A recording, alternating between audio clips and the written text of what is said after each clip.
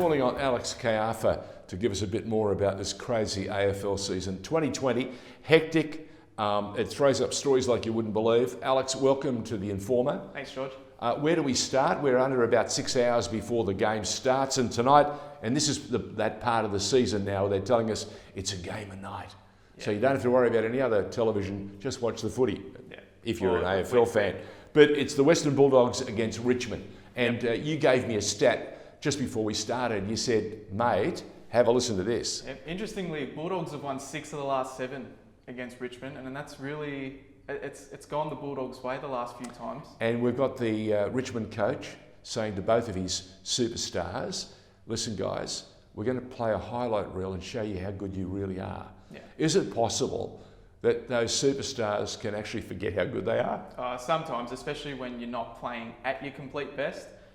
Richmond get Cochin back tonight, which is huge, but they also have a big out in Vloston. Well, he straightens them up and he's an organiser, isn't he? Yeah, he's their one of their key pillars down back, and now that he's out, bringing in someone like a Sydney Stack who doesn't play that sort of role, that could be a bit of a difference, so I'm tipping the Bulldogs here. What do you make of the strategy of Basher Hooley, who's had commitments, of course, in Melbourne with his family?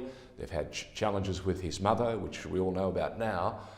He's up there, but he's got 14 days to isolate before he can actually play, so they might miss the next 4 games. Yeah, he could miss some time. And look, they've got a young one there in Derek Eggleman-Smith. I always forget how to pronounce his name, but he's exactly like a Hooley type, so I think until Hooley does eventually get back, he fits that slot pretty nicely. Before we go on any further, let's reflect on some of the games that were played last round. And I should add, there were a couple of surprises, but you did pick that the Bulldogs would come up against the Suns, and they did a pretty good job. Tight game, went as you imagined, eh?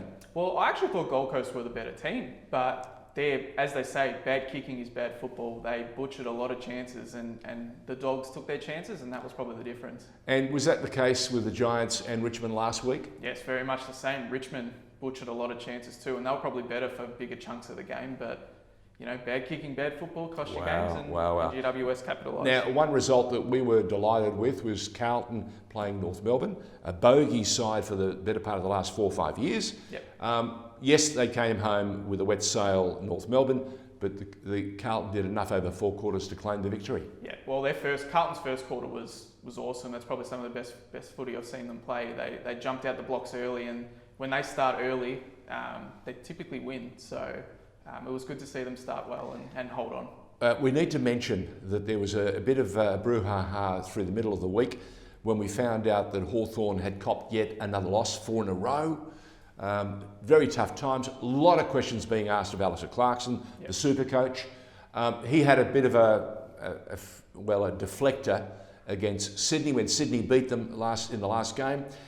He decided that he was going to say something about the umpiring and about how some players, namely Tom Papley, get an awful lot of elbow room and can do things that very few other people can do. What did you make of the little nonsense from Alistair Clarkson, who can be an angry ant when he wants to be?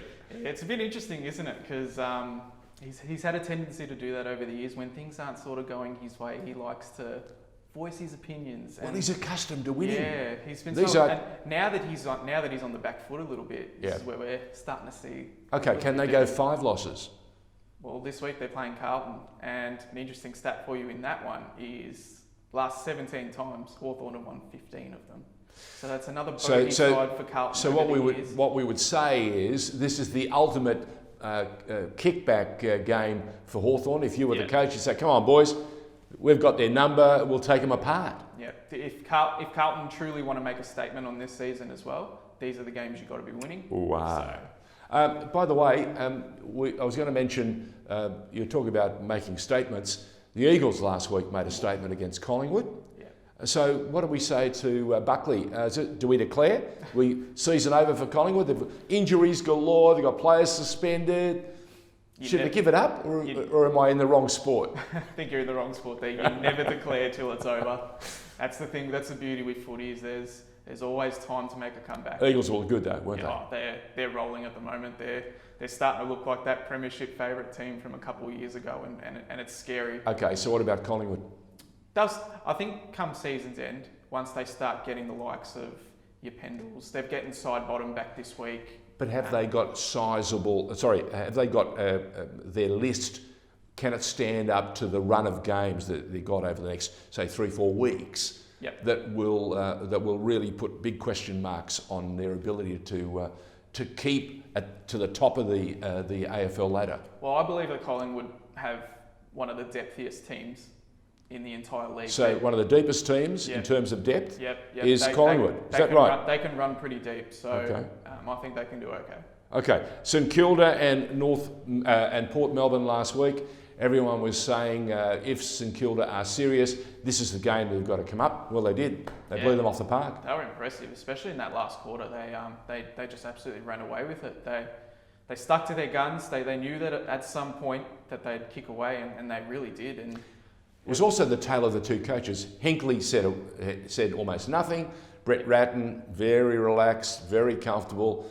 Looks like he's matured. And as he admitted in a press conference during the week, maybe when he was younger and he was coaching the Blues, he didn't have the man skills, the management skills that he does appear to have today. Well, I think those years under Clarko, and then spending a bit last year under Richard before that, it's just sharpened him up a bit, and he looks like he's enjoying his football. Okay. At coaching. Okay, so St Kilda certainly enjoying their football. What did you make of the Crows and Essendon? What a game. The Crows, they were the nearly team this week.